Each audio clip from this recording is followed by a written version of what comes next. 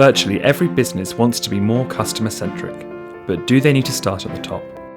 We spent a day with Aura and C-Space discussing how to get customer insight into the boardroom, the future of insight and how it needs to change.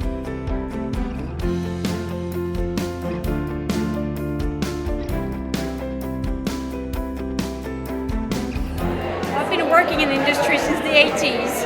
This has been a long time. It's changed a lot. I think we were probably order takers before, and now we help the board make decisions. For me, it's a change of mindset because there's so much information available, and you need to be able to connect the dots, be a storyteller. So I think there are a number of things that have changed over the last 10 or 15 years. I think we're learning a lot about how consumers, shoppers, customers, however you want to describe them, actually behave and think.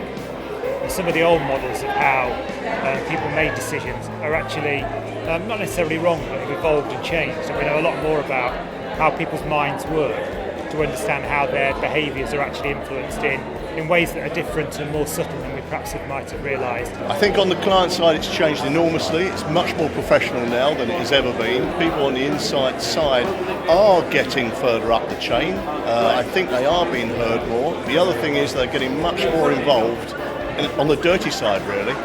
So they're getting closer to consumers themselves and encouraging their stakeholders to get closer to consumers too. I think it's becoming way more technology focused.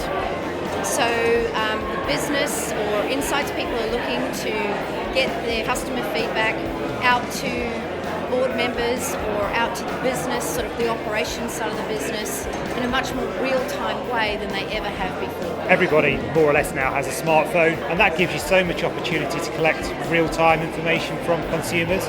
Back in the day when it was people standing on street corners with clipboards, which is still part of what our industry does, we've now moved on to the stage where participants are genuinely active on a minute-by-minute basis, providing us information about their daily lives. We tend to lose sight of the fact that people everywhere, in every organisation, and consumers upwards, are humans. We all have our own thoughts, we have our own pressures, we have our own families to think about, and to get close and to really understand the people in the boardroom and how they act as humans is a tough ask, but if we can do it, then we can produce the human stories that we need that make them understand our consumers so much better.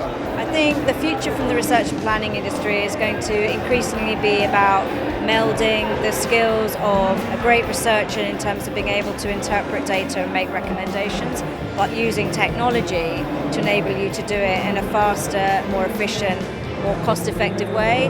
But I don't think technology will ever replace the human interaction and the need for a brain to actually make sense of it and understand the why and not just the what.